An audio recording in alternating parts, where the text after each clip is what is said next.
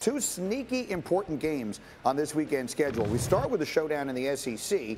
Arkansas, Texas A&M. They'll play in Arlington with 3-0 records. Both of them. A&M has won 11 straight. Only Alabama has a longer active streak at 17 straight. And then at Soldier Field in Chicago, Notre Dame versus Wisconsin, squaring off for the first time since 1964 at Soldier Field. Fighting Irish looking to start 4-0 in consecutive seasons for the second time over the last 30 years. But our analytics say the Irish have just a 45% chance of winning this game. They like Wisconsin.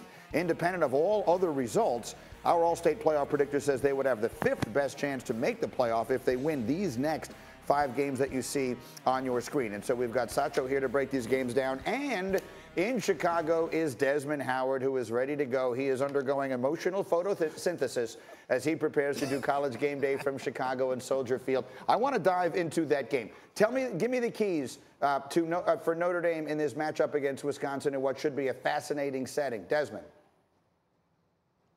Well, I tell you what, the key for me is to watch Notre Dame's offense and see if they're able to run the ball effectively. They have two outstanding running backs, Chris Tyree and Kyron Williams, who's just like lightning in the bottle. He can go the distance at any time. But as a team, they're only rushing for like 105 yards per contest and less than 3 yards per carry. So that's not good for a Notre Dame offense that wants to have some sort of balance. And then when you look at Wisconsin, Graham Mertz, the quarterback, he hasn't even thrown for a touchdown yet this season, which is quite a contrast from a year ago this time, where he started off the season only 1 incompletion and 5 touchdown passes and no interceptions. So those are some of the keys into the tomorrow afternoon's game. Yeah, it's a fascinating matchup because the quarterback of Notre Dame is the former quarterback of Wisconsin. Who do you like here, Sacho? Who's winning this big matchup at Soldier Field? Yeah, I like Notre Dame because I think they're going to be able to stop the run. We all understand that Wisconsin is going to run the ball. Their offensive line averages 6'6",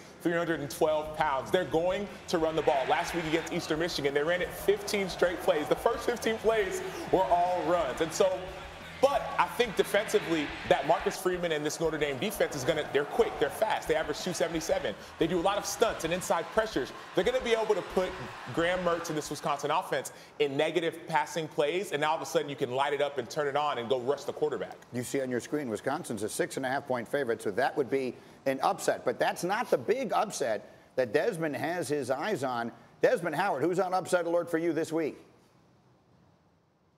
Wow, who's on upset alert? I actually look at Clemson. I think Clemson versus North Carolina State, that's going to be a really, really interesting game because you look at Clemson's offense and guys, okay, they start off the season against Georgia. And we're looking at Georgia's front seven against Clemson's offensive line, and they just dominated them. Okay, well, that's Georgia. The Bulldogs, they got one of the best defenses in the country. But then you look at Clemson against Georgia Tech, and they kind of look the same way like they looked against Georgia. You're like, okay, wait. This is a bigger issue than we anticipated coming into the season. We knew, okay, Trevor Lawrence has moved on. They have DJ Uiagalelei, and he's going to be a great quarterback. But he hasn't played up to his standards so far, up to the standards that's been set by the quarterbacks before him. So I think when you look at North Carolina State, this defense has already registered 6 takeaways. They bring back 10 starters from a year ago, and Dan Doran has done a very, very good job with the Wolfpack. So keep your eyes on Clemson versus NC State.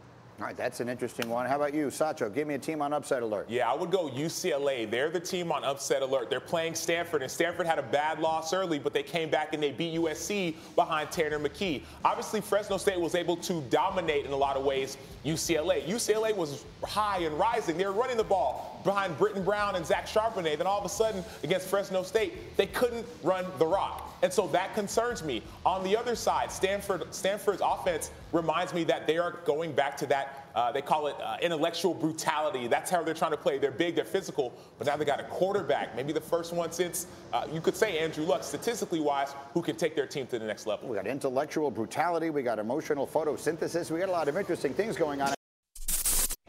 Thank you for watching ESPN on YouTube. For live streaming sports and premium content, subscribe to ESPN+.